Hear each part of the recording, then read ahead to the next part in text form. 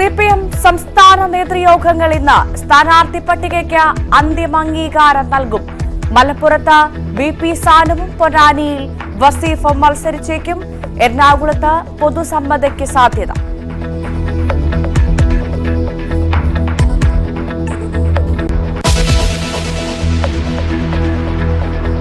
വയനാട്ടിലെ വന്യമൃഗാക്രമണത്തിനെതിരായ UDF രാപ്പകൽ സമരം ഇന്ന് അവസാനിക്കും. യൂത്ത് കോൺഗ്രസ് കളക്ടറേറ്റ് മാർച്ച് നടത്തും. അജീഷിന്റെ വീട്ടിലെത്തിയ മന്ത്രിസംഘത്തോട് കുടുംബത്തിന്റെ രോഷപ്രകടനം.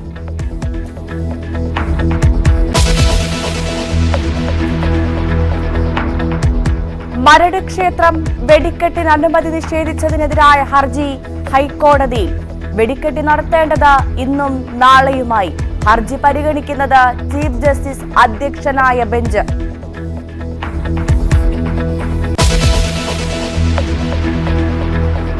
ഹൈറിച്ച് മണി ചെയിൻ തട്ടിപ്പ് കേസിൽ പ്രതികളുടെ ചോദ്യം ചെയ്യൽ തുടരുന്നു. തട്ടിപ്പിൽ രാഷ്ട്രീയ വ്യവസായ ഉന്നതരുടെ സഹായമെന്ന് ഇഡി.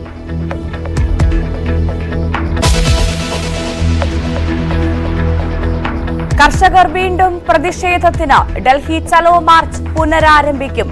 ഹരിയാന അതിർത്തിയിൽ സുരക്ഷ ശക്തം.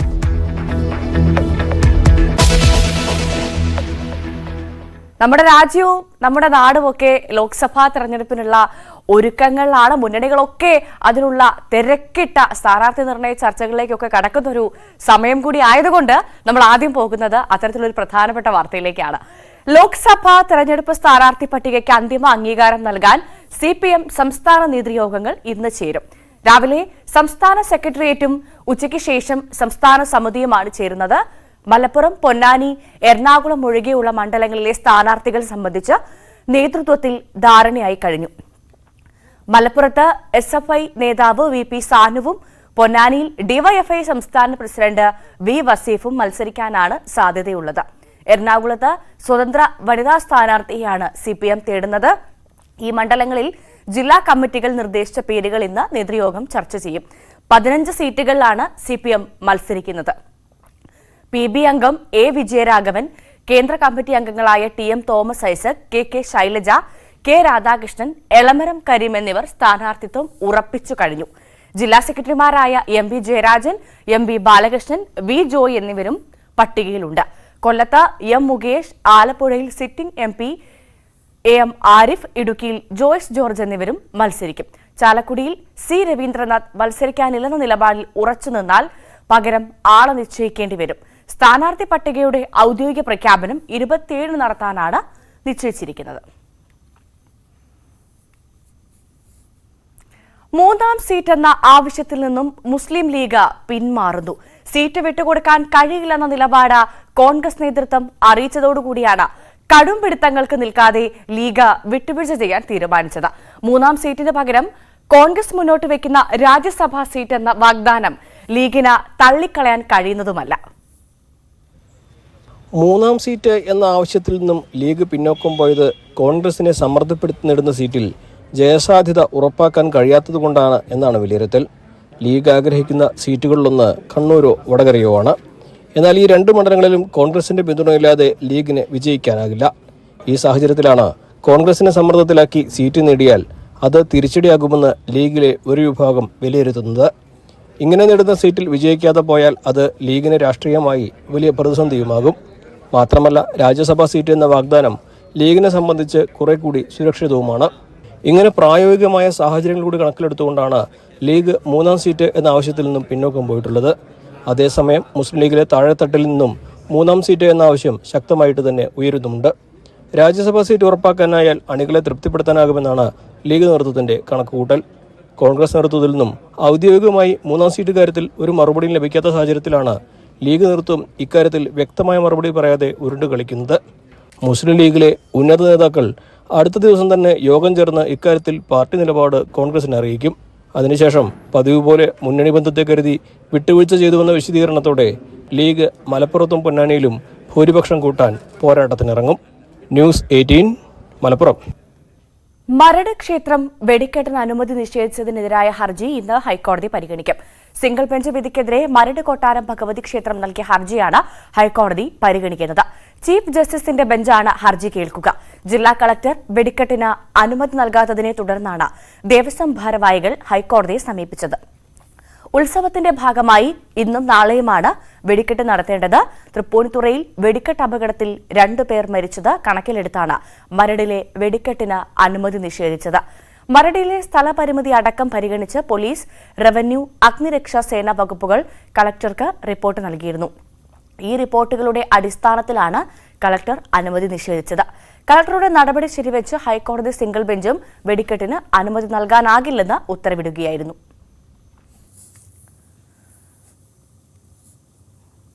തിരുവനന്തപുരത്ത് ബലാത്സംഗത്തിനിരയായ പെൺകുട്ടിയുടെ ദുരൂഹ മരണത്തിൽ സിബിഐ അന്വേഷണത്തിന് ഹൈക്കോടതിയുടെ ഉത്തരവ്.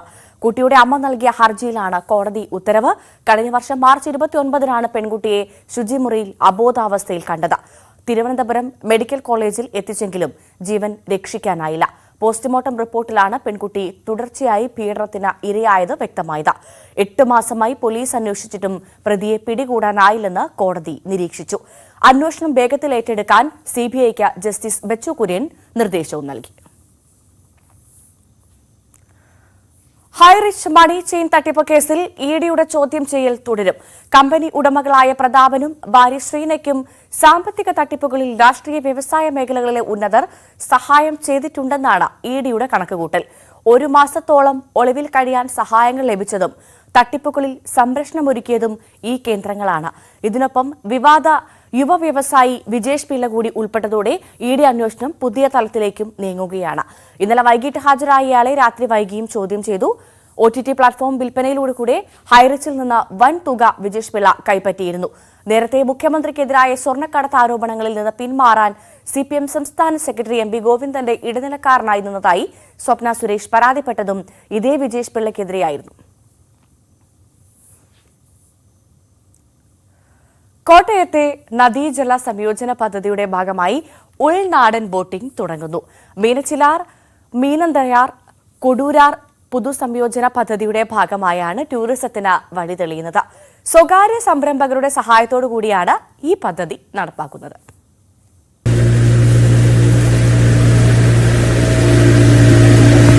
നദികളെ സംയോജിപ്പിച്ചുകൊണ്ട് സംരക്ഷിക്കുക എന്നതാണ് പദ്ധതിയുടെ ലക്ഷ്യം. തരിശുപാടങ്ങളിൽ പലയിടത്തും കൃഷിയും ആരംഭിച്ചു.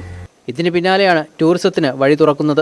ബോട്ട് ഗതാഗതം സാധ്യമല്ലാത്ത ഇവിടെ ഈ നാട്ടിലെ ക്ലബ്ബുകൾ, സ്ഥാപനങ്ങളോടൊക്കെ പണം വാങ്ങി ഓരോ ദിവസവും JCB പ്രവർത്തിപ്പിക്കാനുള്ള പ്രവർത്തനത്തിന് പണം ശേഖരിച്ച് ശശികുമാർ കൺവീനറായ ഒരു കമ്മിറ്റിയുടെ നേതൃത്വത്തിലാണ് ഏതാണ്ട് 2 ലക്ഷത്തോളം രൂപ മുടക്കി പുഴ തിരിച്ചു കൊണ്ടുവന്നത്. അത് മാറ്റിയിട്ടില്ലായിരുന്നെങ്കിൽ അതെല്ലാം കെട്ടുപിടിച്ച് കിടന്ന് അതിനെ മാലിന്യം വന്ന് ഈ പുഴ ഇങ്ങനെ പുഴയാവില്ല. പുഴ നിലനിൽക്കണമെന്നുണ്ടെങ്കിൽ ആക്ടിവിറ്റി വേണം. ആക്ടിവിറ്റി വേണമെങ്കിൽ ഇതുപോലെ ജലയാനങ്ങൾ കൊണ്ടുവരണം. ഈ അടിസ്ഥാനത്തിലാണ് നമ്മൾ ഈ പദ്ധതിയെ കാണേണ്ടത്. കോടിമതയിൽ നിന്ന് തിരുവാർപ്പിലെ വെട്ടിക്കാട്ടിലും കുമരകത്തെ 10 പങ്കിലേക്കും ജലപാതകളിലൂടെ സന്ദർശകരെ എത്തിക്കും. ഈ 2 കേന്ദ്രങ്ങളിലും വാട്ടർ സ്പോർട്സിന്റെ കേന്ദ്രങ്ങൾ ആരംഭിക്കും. ഇന്ന് വൈകിട്ട് 5 മണിക്ക് കോടിമതയിൽ ടൂറിസം മന്ത്രി PA മുഹമ്മദ് റിയാസ് പദ്ധതി ഉദ്ഘാടനം ചെയ്യും. ന്യൂസ് 18 കോട്ടയം. കോട്ടയം കുടയംപടിയിലെ വ്യാപാരിയുടെ ആത്മഹത്യ കർണാടക ബാങ്കിന്റെ ഭീഷണി മൂലമല്ലെന്ന പോലീസിന്റെ കുറ്റപത്രം. നിരവധി ആളുകളിൽ നിന്ന് ലക്ഷക്കണക്കിന് രൂപ വ്യാപാരിയായ ബിനു കടം വാങ്ങിയിരുന്നതായി കുറ്റപത്രത്തിൽ പറയുന്നുണ്ട്. കടയിലെ ജീവനക്കാരി വിവാഹ നിശ്ചയത്തിന് പിന്നാലെയാണ് ബിനുവിന്റെ ആത്മഹത്യ എന്നും കോടതിയിൽ സമർപ്പിച്ച കുറ്റപത്രത്തിൽ വ്യക്തമാക്കുന്നു. കോട്ടയം കർണാടക ബാങ്ക് മാനേജർ പ്രദീപിന്റെ ഭീഷണിയെ തുടർന്നാണ് കുടയംപടിയിലെ വ്യാപാരിയായ ബിനു ആത്മഹത്യ ചെയ്തത് എന്നായിരുന്നു കുടുംബത്തിന്റെ ആരോപണം. ഇതിനെ തുടർന്ന് ബാങ്ക് ഉപരോധിച്ച് ഡിവൈഎഫ്ഐയും കോൺഗ്രസും പ്രതിഷേധം നടത്തിയിരുന്നു. സെപ്റ്റംബർ 26 നടന്ന സംഭവത്തിന് പിന്നാലെ കോട്ടയം വെസ്റ്റ് പോലീസാണ് കുറ്റപത്രം സമർപ്പിച്ചത്. ആത്മഹത്യയ്ക്ക് പിന്നിൽ ബാങ്കിന് പങ്കില്ല എന്ന് കുറ്റപത്രത്തിൽ പറയുന്നു. ബിനു മുൻ അധ്യാപികയിൽ നിന്നടക്കം നിരവധി പേരിൽ നിന്ന് ലക്ഷങ്ങൾ കടം വാങ്ങിയിരുന്നു. ഇത് തിരിച്ചു നൽകാത്തത് ആത്മഹത്യയ്ക്ക് ഒരു കാരണമായി. കടയിലെ ജോലിക്കാരിയുമായി ബിനു മണിക്കൂറുകളോളം ഫോണിൽ സംസാരിച്ചിരുന്നതായും കുറ്റപത്രത്തിൽ പറയുന്നു. ഇത് പെൺകുട്ടിയുടെ വീട്ടുകാർ എതിർത്തിരുന്നു. സെപ്റ്റംബർ 24 പെൺകുട്ടിയുടെ വിവാഹ നിശ്ചയമായിരുന്നു. അന്ന് വൈകുന്നേരം 6-നും 11-നുമിടയിൽ 9 തവണ ദീർഘനേരം ഇരുവരും സംസാരിച്ചു. വിവാഹ നിശ്ചയ ചടങ്ങിൽ ബിനു പങ്കെടുത്തിരുന്നില്ല. ഇതിന് തൊട്ടടുത്ത ദിവസം ആത്മഹത്യയെന്നാണ് കുറ്റപത്രം വ്യക്തമാക്കുന്നത്. ബിനുവിന്റെ പിതാവും ആത്മഹത്യ ചെയ്യുകയായിരുന്നുവെന്നും ഇതും ബിനുവിന്റെ ആത്മഹത്യയ്ക്ക് കാരണമാകാമെന്നും പോലീസ് പറയുന്നു. സംഭവത്തിൽ മാനേജർക്കെതിരെ ബാങ്ക് അച്ചടക്ക നടപടി സ്വീകരിച്ചിരുന്നു. ന്യൂസ് 18 കോട്ടയം. ഒരു ദാരുണമായ വാർത്തയിലേക്കാണ് നമ്മൾ ഇനി പോകുന്നത്. പാലക്കാട് അമ്മയും മകനും ട്രെയിൻ തട്ടി മരിച്ചു. മലമ്പുഴ ചെമ്പാട് സ്വദേശി റഷീദ, മകൻ ഷാജി എന്നിവരാണ് മരിച്ചത്. കുറുമ്പാച്ചി മലയിൽ കയറിയ ബാബുവിന്റെ അമ്മയും അനുജനുമാണ് മരിച്ചത്. എസ് വിനീഷ് കുമാർ വാർത്തയുടെ വിശദാംശങ്ങളുമായി ചേരും. വിനേഷ്, ഏറെ വേദനിപ്പിക്കുന്ന ഒരു വാർത്തയാണ് രാവിലെ തന്നെ വരുന്നത്. 2 പേർ, അമ്മയും മകനും ട്രെയിൻ തട്ടി മരിച്ചു എന്നാണ് പറയുന്നത്. എങ്ങനെയാണ് ഈ അപകടമുണ്ടായത്? അപകടം തന്നെയായിരുന്നു ഇത്? ഭവ്യ, ഇന്നലെ അർദ്ധരാത്രിയിലാണ് സംഭവം. കടുക്കാംകുന്നത്തിന് സമീപമാണ് ഇരുവരെയും ട്രെയിൻ തട്ടി മരിച്ച നിലയിൽ കണ്ടെത്തിയത്. മാട്ടുമന്ത സ്വദേശി റഷീദയും മകൻ ഷാജിയുമാണ് മരിച്ചത്. മൃതദേഹം ഇപ്പോൾ പാലക്കാട് ജില്ലാ ആശുപത്രിയിലെ മോർച്ചറിയിലേക്ക് മാറ്റിയിട്ടുണ്ട്. ഈ ആത്മഹത്യയിലേക്ക് നയിച്ച വിഷയം എന്താണ് എന്നുള്ളത് സംബന്ധിച്ച് പോലീസ് അന്വേഷിച്ചു വരികയാണ്. ആത്മഹത്യ തന്നെ ആണെന്നാണ് പോലീസിന്റെ പ്രാഥമിക നിഗമനം. എന്തായാലും നമുക്കറിയാം, ഈ മലമ്പുഴ കുറുമ്പാച്ചി മലയിൽ കുടുങ്ങി 3 നാൾ ദൗത്യം നടത്തിയ ശേഷം രക്ഷപ്പെടുത്തിയ ബാബുവിന്റെ അമ്മയും സഹോദരനുമാണ് മരിച്ച റഷീദയും ഷാജിയും എന്നാണ് അറിയാൻ കഴിയുന്നത്. കുടുംബ വഴക്കോ മറ്റോ ആണ് ഈ ആത്മഹത്യക്ക് കാരണമായത് എന്ന് തന്നെയാണ് ഇപ്പോൾ പോലീസ് പറയുന്നത്. ഇതെപ്പോഴായിരുന്നു സംഭവം? ഭവ്യ, ഇന്നലെ അർദ്ധരാത്രിയിൽ എപ്പോഴോ ആണ് ഇവർ മരിച്ചത് എന്നാണ് അറിയാൻ കഴിയുന്നത്. കാരണം വൈകിയാണ് മൃതദേഹം ഇവിടെ കണ്ടെത്തുന്നത്. ഈ റെയിൽവേ ട്രാക്കിൽ നിന്ന് മൃതദേഹം കണ്ടെത്തുന്നത് വളരെ വൈകിയാണ്. കടുക്കാംകുന്നത്തിന് സമീപമാണ് ഈ പാലക്കാട് നഗരത്തിനോട് ചേർന്നുള്ള ഒരു പ്രദേശമാണിത്. ഇവിടെയാണ് ഇവരുടെ മൃതദേഹം കണ്ടെത്തിയത്. ഇവരെ അവിടെ നിന്ന് വീട്ടിൽ നിന്ന് അങ്ങോട്ട് നടന്നു വന്നതാവാം എന്നാണ് പോലീസ് പറയുന്നത്. എന്തായാലും ഇതിന്റെ പ്രാഥമിക നടപടികൾ പോലീസ് എന്തായാലും ആരംഭിച്ചിട്ടേ ഉള്ളൂ. ഒപ്പം തന്നെ പ്രാഥമികമായ അന്വേഷണവും പോലീസ് ആരംഭിച്ചു കഴിഞ്ഞിട്ടുണ്ട്. എന്തായാലും നമുക്കൊരു അല്പസമയത്തിനകം തന്നെ കൂടുതൽ വിവരങ്ങൾ നൽകാൻ കഴിയുമെന്ന് വിശ്വസിക്കുന്നു. ഇതൊരു അപകടമല്ല, ആത്മഹത്യയാണ് എന്ന് തന്നെയാണോ പോലീസ് പറയുന്നത്?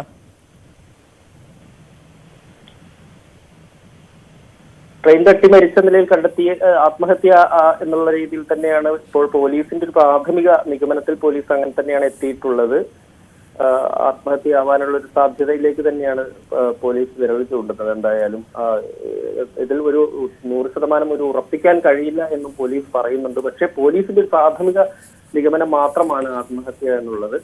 അതിന്റെ കാരണം എന്താണ് എന്നുള്ളത് സംബന്ധിച്ചൊന്നും മറ്റു കാര്യങ്ങളൊന്നും എന്തായാലും വ്യക്തമല്ല. ശരിക്കും ഇത് മലമ്പുഴ പ്രദേശത്താണ് ഇവരുടെ വീട്. ആ ഭാഗത്താണുള്ളത്. അതിനോട് ചേർന്നുള്ള റെയിൽവേ ട്രാക്കിലാണ് ഇവരുടെ മൃതദേഹം കണ്ടെത്തി. കഴിഞ്ഞ കുറച്ച് ദിവസങ്ങളായി ഇവരുടെ കുടുംബത്തിൽ ചില പ്രശ്നങ്ങൾ ഉണ്ടായിട്ടുണ്ടെന്നതുൾപ്പെടെയുള്ള കാര്യങ്ങൾ എന്തായാലും പോലീസ് പറയുന്നുണ്ട്. ഇന്നലെ രാത്രി ഒരു 11 മണിയോട് കൂടിയായിരിക്കണം ഒരു പക്ഷേ മരണം സംഭവിച്ചിട്ടുണ്ടാവുക എന്നാണ് പോലീസിന്റെ ഒരു നിഗമനം. എന്തായാലും ഒരു 11 മണിക്ക് ശേഷമാണ് ഇവരെ കാണാതായിട്ടുള്ളത് വീട്ടിൽ നിന്ന്. ഇവര് സാധാരണ ട്രെയിൻ യാത്രക്കിടയിലോ മറ്റോ സംഭവിച്ചതല്ല. അതുകൊണ്ട് തന്നെ ഇതിന് ആത്മഹത്യ ആവാൻ തന്നെയാണ് സാധ്യത എന്ന് തന്നെയാണ് പോലീസ് പറയുന്നത്. ശരി, എന്തായാലും പാലക്കാട് അമ്മയും മകനും ട്രെയിൻ തട്ടി മരിച്ചു എന്നുള്ളൊരു ഏറെ വേദനിപ്പിക്കുന്ന ഒരു വാർത്തയാണ് ഇപ്പോൾ പുറത്തു വരുന്നത്. മലമ്പുഴ ചെറാട് സ്വദേശി റഷീദ, മകൻ ഷാജി എന്നിവരാണ് മരിച്ചത്. കുറുമ്പാച്ചി മലയിൽ കയറിയ ബാബുവിന്റെ അമ്മയും അനുജനുമാണ് മരിച്ചതെന്നുള്ള വിവരമാണ് പുറത്തു വരുന്നത്. ഇതൊരു അപകടമല്ല, ആത്മഹത്യയാണെന്നുള്ളൊരു പ്രാഥമിക നിഗമനമാണ് പോലീസിന്റെ ഭാഗത്ത് നിന്ന് ഇപ്പോൾ വരുന്നത്. എന്നാലും അക്കാര്യത്തിലൊരു സ്ഥിരീകരണം വന്നിട്ടില്ല. ഈ വാർത്തയുടെ കൂടുതൽ വിശദാംശങ്ങൾ വരും മണിക്കൂറിൽ വരുമെന്നാണ് പ്രതീക്ഷിക്കുന്നത്. എസ് വിനീഷ് കുമാറാണ് വാർത്തയുടെ വിശദാംശങ്ങൾ പങ്കുവച്ചത്. വഴിയില്ലാത്തതിനെ തുടർന്ന് കാസർകോട് റെയിൽവേ സ്റ്റേഷൻ റോഡ് നിവാസികൾ വലിയ ദുരിതത്തിലാണ്. റെയിൽവേ ഗേറ്റ് അടച്ചിട്ട ഇവിടെ നടവഴി കൂടി അടച്ചിട്ടതാണ് ഇരുഭാഗത്തുള്ളവരുടെയും യാത്രാ ദുരിതം ഇപ്പോൾ ഇരട്ടിയാക്കിയത്. കാസർഗോഡ് റെയിൽവേ സ്റ്റേഷൻ റോഡ് നിവാസികൾ കടുത്ത യാത്രാ ദുരിതം അനുഭവിക്കുകയാണ്. പാളത്തിന് ഇരുവശത്തുമുള്ളവർ അങ്ങോട്ടും ഇങ്ങോട്ടും പോകാനാകാതെ വലിയ പ്രയാസമാണ് അനുഭവിക്കുന്നത്. നേരത്തെ റെയിൽവേ ഗേറ്റ് അടച്ചിട്ട ഇവിടെ വഴി കൂടി അടച്ചതാണ് ദുരിതം ഇരട്ടിയാക്കിയത്. 100 കണക്കിന് വീടുകളും ആരാധനാലയങ്ങളുമുള്ള പ്രദേശത്ത് 1907 റെയിൽവേ ലൈനുകൾ നിർമ്മിച്ചപ്പോൾ കിഴക്ക് നിന്ന് പടിഞ്ഞാറോട്ട് വാഹനങ്ങൾക്ക് സഞ്ചരിക്കാൻ ഗേറ്റുണ്ടായിരുന്നു. റെയിൽവേ പാത ഇരട്ടിപ്പിച്ചതിന് ശേഷവും ഈ പ്രദേശത്ത് വാഹനങ്ങൾ സഞ്ചരിക്കാൻ ഗേറ്റുകൾ തുറന്നു പ്രവർത്തിച്ചിരുന്നു. കുറച്ചു വർഷങ്ങൾക്ക് മുൻപാണ് ഗേറ്റ് അടച്ചിട്ടത്. വെങ്കിട്ടരമണ ക്ഷേത്രത്തിലേക്കും ഖിളർ ജുമാ മസ്ജിദിലേക്കും സ്കൂൾ, മദ്രസ, ഹോസ്പിറ്റൽ, ടൗൺ എന്നിവിടങ്ങളിലേക്കും മരിച്ചവരെ ശ്മശാനങ്ങളിലേക്കും പള്ളിയിലേക്കും കൊണ്ടുപോകാനും ഉപയോഗിച്ചിരുന്ന വഴി ദിവസങ്ങൾക്ക് മുൻപാണ് അടച്ചിട്ടത്. ഇതുകാരണം യാത്രക്കാർക്കും വലിയ ബുദ്ധിമുട്ടാണ്. ഏകദേശം 500ഓളം വർഷം പഴക്കമുള്ള ഒരു വരിയാണ്, നടന്നു പോകുന്ന ഒരു വരിയാണ് ഇവിടെ അടിച്ചു പൂട്ടപ്പെട്ടത്. നേരത്തെ കസ്റ്റംസ് ഓഫീസ്, DSP, CI തുടങ്ങിയവരുടെ ഓഫീസൊക്കെ പ്രവർത്തിച്ചിരുന്ന ഒരു പ്രദേശമാണ് ആ ഭാഗം. അവിടത്തേക്ക് നിരവധി പേര് പോകുന്ന ഒരു വരിയാണ് ഇന്ന് അടിച്ചുപൂട്ടത് മൂലം 5 നേരം പള്ളിയിലേക്കും മറ്റും അതേപോലെ തന്നെ സ്കൂളിൽ, മദ്രസയിൽ പോകുന്ന കുട്ടികൾക്കും രോഗികൾക്കൊക്കെ വളരെയധികം ബുദ്ധിമുട്ടാണ് അനുഭവിക്കുന്നത്. നാട്ടുകാരുടെ ആവശ്യം ഇതിലെ കൂടിയിട്ട് വാഹനം പോകാനല്ല, ഒരു ആൾക്ക് നടന്നു പോകാനുള്ള ഒരു വരി സംവിധാനം ഉണ്ടാക്കി തരണമെന്നാണ് നാട്ടുകാർക്ക് പറയാനുള്ളത്. പ്രശ്നത്തിന് പരിഹാരം കണ്ടെത്തണമെന്നാവശ്യപ്പെട്ട് റെയിൽവേ ഉദ്യോഗസ്ഥർക്കും രാജ്മോഹൻ ഉണ്ണിത്താൻ MPക്കും ആക്ഷൻ കമ്മിറ്റി നിവേദനം നൽകി. നടന്നു പോകാനുള്ള വഴി അനുവദിച്ചു നൽകണമെന്നാണ് പ്രദേശവാസികളുടെ ആവശ്യം. ന്യൂസ് 18 കാസർഗോഡ്. വളരെ വേഗം തിരിച്ചെത്താം ഇടവേളയ്ക്ക് ശേഷം.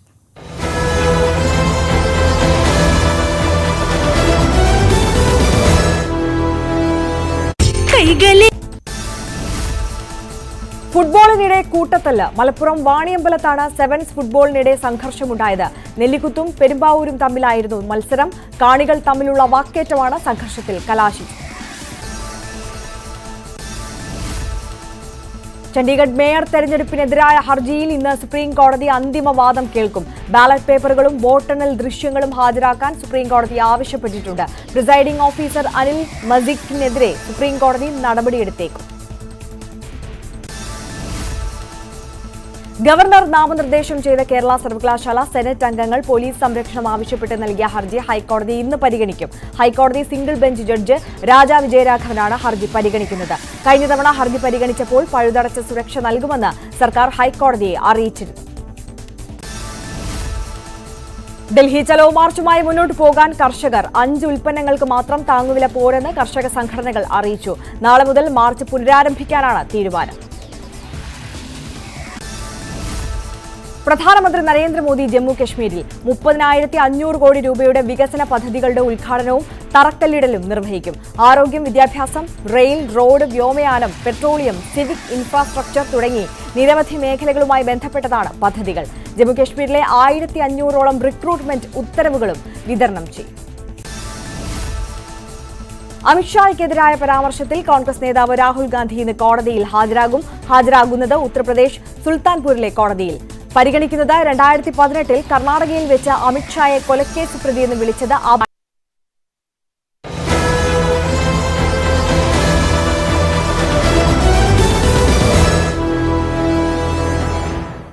വീണ്ടും നമ്മൾ വാർത്തകളിലേക്ക് കടക്കുകയാണ്. ഡൽഹി ചലോ മാർച്ച് പുനരാരംഭിക്കാൻ കർഷകർ കേന്ദ്ര സർക്കാരുമായുള്ള ചർച്ച പരാജയപ്പെട്ടതോടെയാണ് ഇന്നു മുതൽ ട്രാക്ടർ മാർച്ച് പുനരാരംഭിക്കാൻ കർഷകർ തീരുമാനിച്ചത്. മാർച്ച് കണക്കിലെടുത്ത് ഹരിയാന, ഡൽഹി അതിർത്തികളിൽ പോലീസ് സുരക്ഷ ശക്തമാക്കിയിട്ടുമുണ്ട്. അതിനിടെ ഗുരുഗ്രാമിലെ മനേശ്വറിൽ കർഷകരെ പോലീസ് കസ്റ്റഡിയിലുമെടുത്തു. ഡൽഹി ചലോ മാർച്ചിന് ഐക്യദാർഢ്യം പ്രഖ്യാപിച്ചെത്തിയ കർഷകരെയാണ് കസ്റ്റഡിയിലെടുത്തത്.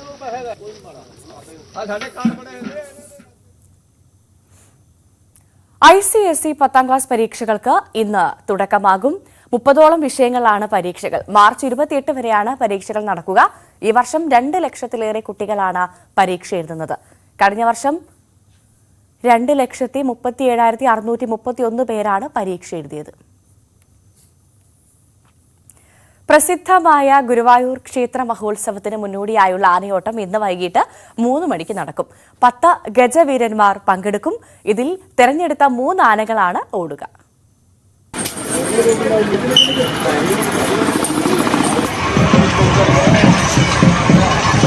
ഗുരുവായൂർ ക്ഷേത്രോത്സവത്തിന് തുടക്കം കുറിച്ച് ആനയോട്ടം ഇന്ന് വൈകിട്ട് 3 മണിയോടെ ആരംഭിക്കുന്ന ആനയോട്ടത്തിൽ 10 ആനകൾ പങ്കെടുക്കും. ഇതിൽ തിരഞ്ഞെടുത്ത 3 ആനകളാണ് ഓടുക.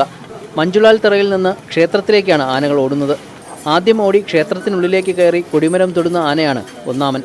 ആനയോട്ടം കഴിഞ്ഞ് വൈകിട്ട് കൊടിയേറുന്നതോടെ 10 ദിവസം നീളുന്ന ഉത്സവത്തിന് തുടക്കമാകും. ആനയോട്ടത്തിന് ഭക്തരെ നിയന്ത്രിക്കാനായി റോഡിനിരുവശവും ബാരിക്കേഡ് കെട്ടിയിട്ടുണ്ട്. ഗുരുവായൂർ ക്ഷേത്രത്തിൽ ആനകൾ ഇല്ലാതിരുന്ന കാലത്ത് കൊടിയേറ്റ് ദിവസം ഉച്ചകഴിഞ്ഞ് ആനകൾ കൂട്ടത്തോടെ ഓടിയെത്തിയെന്ന ഐതിഹ്യത്തിന്റെ ഭാഗമായാണ് ആനയോട്ടം നടത്തുന്നത്. ഉത്സവത്തോടനുബന്ധിച്ച് വലിയ സംവിധാനങ്ങൾ ദേവസ്വം ഭക്തജനങ്ങൾക്കായി ഒരുക്കിയിട്ടുണ്ട്. ഉത്സവ ദിവസങ്ങളിലെത്തുന്നവർക്കും ക്ഷേത്ര പരിസരത്ത് താമസിക്കുന്നവർക്കും ഭക്ഷണം നൽകും. ഭക്തരെ നിയന്ത്രിക്കാൻ വൻ പോലീസ് സന്നാഹവും ദേവസ്വം സെക്യൂരിറ്റി വിഭാഗവും രംഗത്തുണ്ട്. ആനയോട്ടത്തോടെ ക്ഷേത്രവും പരിസരവും ഇന്നു മുതൽ ഉത്സവ ലഹരിയിലാകും. ന്യൂസ് 18 ഗുരുവായൂർ. കാസർകോട് വലിയ പറമ്പ മാടക്കാലിൽ അപൂർവമായ ഗുളികരാജൻ തെയ്യം കൊട്ടിയാടി. ഏറെ പ്രത്യേകതകളുള്ള തെയ്യത്തെ തൊഴുതനുഗ്രഹം വാങ്ങാൻ അനവധി വിശ്വാസികളാണ് ക്ഷേത്രത്തിലെത്തിയത്.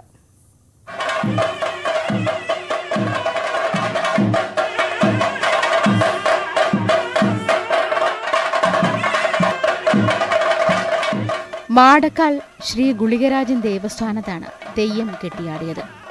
101 ഗുളികന്മാരിൽ പ്രധാനപ്പെട്ടതാണ് ഗുളികരാജൻ തെയ്യം. ഉത്തര കേരളത്തിലെ ഒട്ടുമിക്ക കാവുകളിലും ദേവസ്ഥാനങ്ങളിലും ആരാധിച്ചു വരുന്നുണ്ടെങ്കിലും ഗുളികരാജൻ തെയ്യം അപൂർവമാണ്.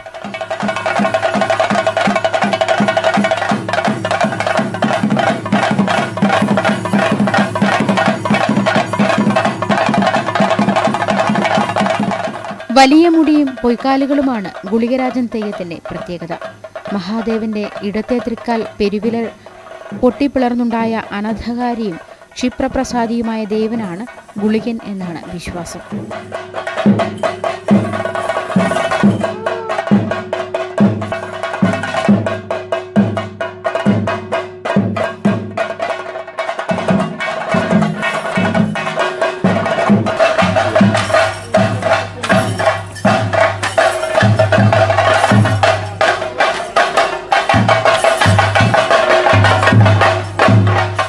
ജനനമരണകാരകനായും അന്ധകനായുമാണ് ഗുളികനെ സങ്കല്പിച്ചു വരുന്നത്.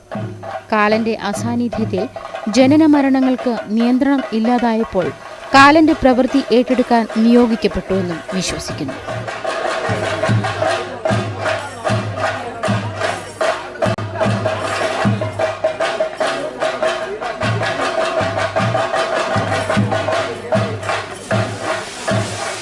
മന്ത്രമൂർത്തികളിൽ പ്രധാനിയായ ഗുളികന് മാന്ത്രിക കർമ്മങ്ങളിലെല്ലാം സവിശേഷ സ്ഥാനം ഉണ്ട്. എല്ലായിടത്തും സഞ്ചരിക്കാൻ സ്വാതന്ത്ര്യമുള്ള ഗുളികന്റെ നോട്ടമോ സഞ്ചാരമോ എത്താത്ത സ്ഥലങ്ങൾ ഇല്ലെന്നുമാണ് സങ്കല്പം.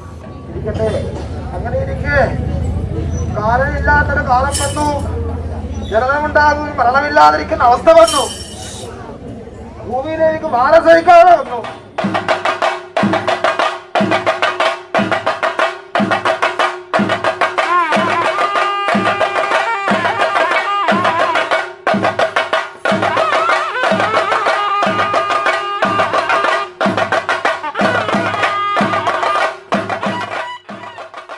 ന്യൂസ് 18 വലിയ പറമ്പ. ആദിവാസി ഗോത്ര സംസ്കൃതിയുടെ സ്മരണയുയർത്തി ഇടുക്കിയിൽ കാലാവൂട്ട് മഹോത്സവം നടന്നു. ആദിവാസി മന്നാൻ സമുദായത്തിന്റെ രാജസന്നിധിയായ കോവിൽമലയിലാണ് വിളവെടുപ്പ് ഉത്സവമായ കാലാവൂട്ടും പാരമ്പര്യക്കൂത്തും അരങ്ങേറിയത്. ഈ റിപ്പോർട്ട് കാണാം. ഈ റിപ്പോർട്ടോടുകൂടി ആദിവാർത്ത പൂർണ്ണമാകും. നമസ്കാരം.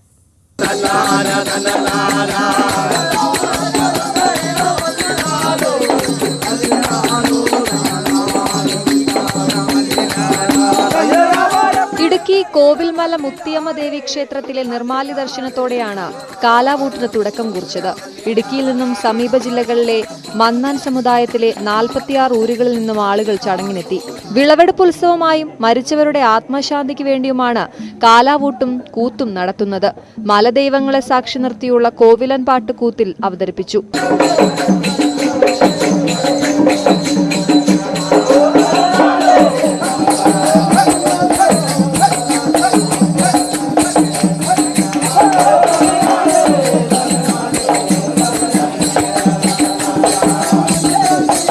പുരുഷന്മാർ സ്ത്രീവേഷം കെട്ടിയാണ് കൂത്താടുന്നത്.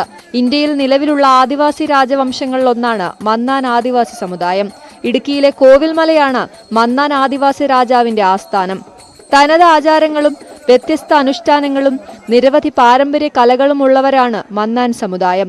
കാലാവൂട്ട് ദിനം കേരളത്തിലെ മുഴുവൻ മന്നാൻ ആദിവാസി ഊരുകളിൽ നിന്നുള്ളവർ രാജാവായ രാമൻ രാജമന്നാന്റെ സന്നിധിയിലെത്തും. മന്നാർ സമുദായത്തിന്റെ തനത് മഹോത്സവമാണ് കാലാവൂട്ട് മഹോത്സവം. അതിനോടനുബന്ധിച്ചുള്ള കൂത്തുപാട്ട് എന്ന് പറയുന്ന ഞങ്ങളുടെ തനത് കലാരൂപവും അവതരിപ്പിക്കുകയാണ്. എല്ലാ വർഷവും നമ്മുടെ മന്നാർ സമുദായത്തിലുള്ള ആളുകൾ താമസിക്കുന്ന എല്ലാ ഊരിലും മകരം കുംഭമാസങ്ങളിലായിട്ട് ഇതുപോലെയുള്ള കാലാവൂട്ട് മഹോത്സവം നടക്കും. അതിൽ കോവിൽമലയിൽ നടക്കുന്നതാണ് വളരെ പ്രാധാന്യമായ മഹോത്സവം.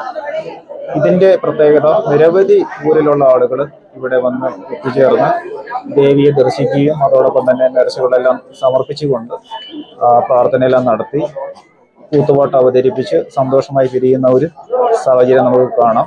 സൂര്യൻ അസ്തമിക്കാറാകുമ്പോൾ തുടങ്ങുന്ന കൂത്ത് പുലർച്ചെ വരെ നീണ്ടു നിൽക്കും. 7 ദിനരാത്രങ്ങൾ നീണ്ടു നിൽക്കുന്ന ആഘോഷങ്ങളുടെ അവസാന ദിനമാണ് കാലാവൂട്ട് മഹോത്സവം നടക്കുക.